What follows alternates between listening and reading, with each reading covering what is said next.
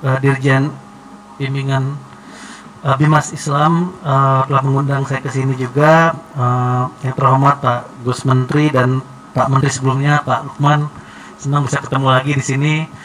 Terus juga tadi sudah pulang Bapak Imam Besar Prof. Nasaruddin Umar, lalu Pak Habib Nabil. Tadi pas dengerin saya ngerasa, aduh andai saya ngedengerin itu tuh banyak ya konten-kontennya tuh di TikTok, di YouTube, di mana gitu ya nyebar. Itu kayak diperlukan banget sih sebetulnya ya. Terus juga tadi yang muda juga ya, Dr. Raji Hashim juga itu udah jelas kayaknya sangat aware dan sangat paham akan kanal-kanal digital. Tadi juga tentang 9 nilai Masatiah ya kalau nggak salah yang disampaikan itu waswasatiyah kalau nggak salah tadi, mohon dikoreksi kalau saya salah. Itu kalau di dalam konten di digital tuh bisa dipecah jadi 9 konten tuh, diurutin nomor 1, nomor 2, nomor 3, dan itu akan mengenerate algoritma tertentu ke dalam si platform digitalnya. Lalu juga tadi yang dari Komnas Perempuan ya, Profesor Milatuh juga menyampaikan tentang pentingnya kesetaraan gender. Nanti saya akan jelaskan kenapa itu sangat penting sekali, terutama bagi teman-teman media yang maaf gitu ya, saya suka menyebut agamanya traffic gitu, dan rating gitu. Terus juga saya setuju sama rekannya tadi barusan dari KPI ya, bahwa media memegang peranan penting sebagai penyeimbang informasi, dan saya harap bukan sebagai pengipas-ngipas kompor gitu ya. Jadi saya akan masuk ke 3 poin sebetulnya supaya menyingkat waktu juga. Yang pertama tentang digital sendiri dan ekosistem digital. Kalau boleh rekan-rekan yang hadir di sini ya, yang bawa handphone, coba buka handphonenya, lalu coba dihitung ada berapa banyak aplikasi di dalamnya.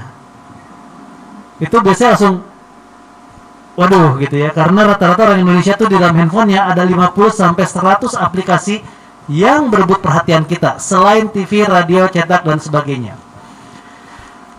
Terus dari salah satu aplikasi ada di handphone, coba buka WhatsApp deh aplikasinya.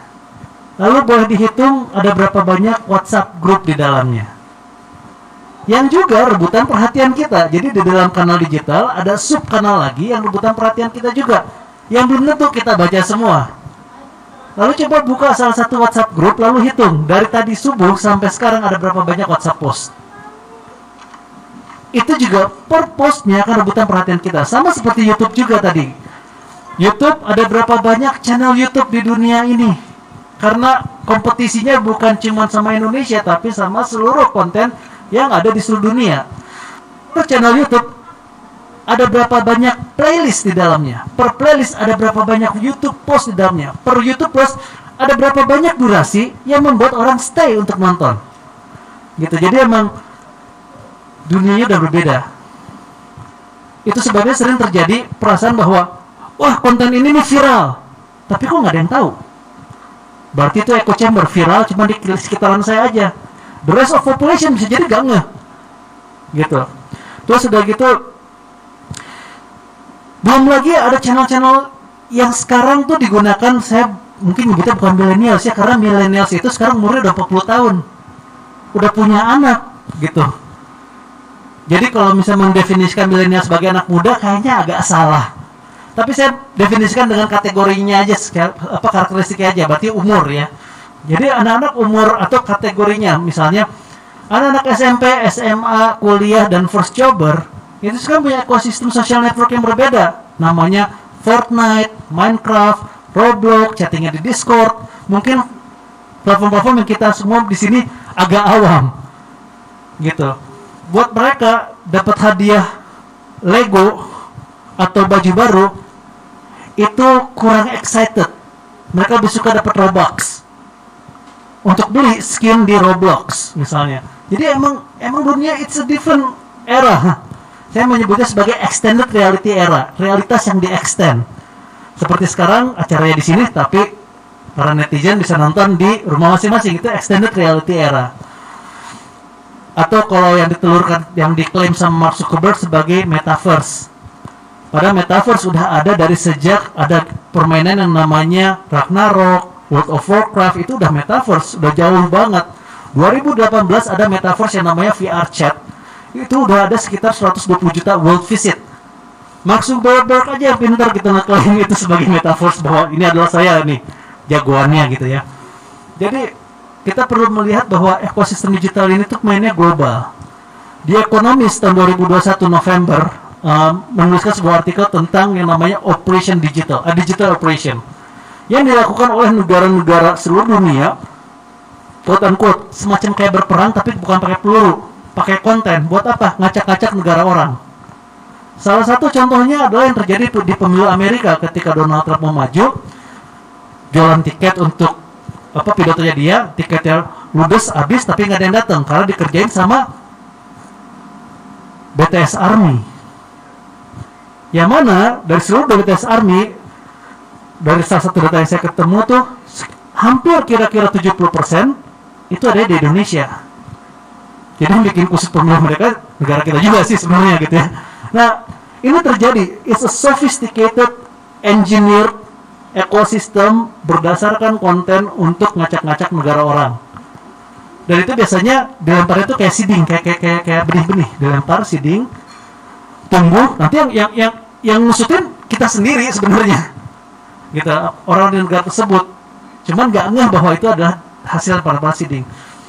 Dari situ maka menurut saya masuk ke poin kedua adalah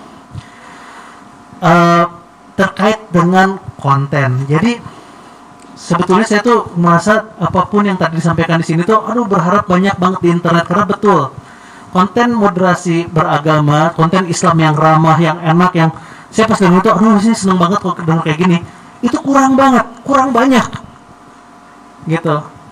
Karena ada 3 hal yang menyebabkan hal tersebut. Yang pertama adalah ada memang udah bawaannya tuh mungkin semangatnya ideologis ya, jadi dia getol, rajin banget bikin konten untuk kepentingan ideologinya dia. Yang kedua ada social climber, dia akan melihat, wah konten ini kayaknya lagi banyak yang nonton, maka saya akan climb ke konten itu, saya ambil cuplikan-cuplikannya, saya jahit lagi, saya goreng supaya saya ikut panggung tersebut. Yang ketiga adalah orang yang ngejarnya traffic untuk monetizing. Dari konten ceramah agama di YouTube tersebut, dia ambil potongan-potongannya, di-republish sama dia dengan harapan nanti view-nya nambah, lalu dia dapat uang dari iklan. Karena dia tidak mempublish di satu channel, dia akan bikin sekitar 100-200 channel YouTube untuk mempublish konten yang sama berulang-ulang, dikasih beda-beda angle dikit. Nanti dari sini dapat mungkin Rp1.000, dari sini Rp1.000, dia kumpul banyak juga uangnya dari YouTube. Jadi konten moderasi beragama ini sangat kurang sekali di internet. Padahal faktanya kenapa ini jadi penting, terutama buat rekan-rekan media ya, yang tadi maaf gitu, agamanya traffic dan rating, itu di TikTok konten tentang agama yang moderat itu meledak. Ada artikelnya dari BBC mengulas tentang konten-konten dakwah dari berbagai agama di TikTok. Salah satunya hashtag Islam itu ada sekitar 60 miliar view. Artinya kebutuhan itu ada. Wah, di TikTok nggak ada konten yang radikal, nggak ada. Karena sama TikTok udah punya policy, konten-konten negatif, hate speech, radikal dan sebagainya akan di take down dan diblokir forever. Jadi ini ada channel. Mas Afik, itu kan mungkin dunia ya, orang lain yang bikin. Tenang, 2020 saya menjadi anggota gugus tugas COVID di KPCPEN juga, dan salah satu tugas saya adalah menjaga supaya penyebaran COVID tidak terjadi pada saat mudik lebaran. Lalu saya bikin persiapan kampanye itu 3 minggu sebelum bulan puasa, karena kalau di edukasinya pas di bulan puasa udah telat. Salah satu kampanye saya kolaborasi bersama TikTok Indonesia, bikin campaign hashtagnya mudik online. Jadi saya bukan ngajak jangan mudik atau dilarang mudik, karena TikTok bilang nggak bisa pakai kata negatif. Jadi saya bikinnya mudik online. Hasilnya pada saat itu, karena kontennya dibikinnya populis, positif dan sebagainya, dalam waktu 5 hari alhamdulillah mencapai 158 juta views. Dan itu menjadi konten tahunan berulang setiap kali masa mudik, terutama dalam masa pandemi, Bisa dicek di TikTok ya, kalau nggak percaya, hashtag mudik online sekarang itu udah mencapai 1,2 miliar views. Gitu. Jadi saya bukan gara-gara atau comot-comot dari knowledge orang, nggak, saya pernah mengimplementasikannya juga gitu terkait sama hal ini. Itu sebabnya kenapa penting konten-konten moderasi, karena keinginan dan kebutuhannya besar, needs-nya market tuh gede, masalahnya nggak ada yang bikin, karena tadi seperti yang disampaikan sama Pak Irsal dari KPI, bahwa sayangnya kadang dipikir tuh konten yang laku tuh yang kontroversial, ternyata zamannya berubah, udah enggak lagi gitu. Konten-konten positif, bermanfaat dan inspiring yang justru sekarang dibutuhkan dan diminati, apalagi dalam kondisi pandemi COVID. Terus juga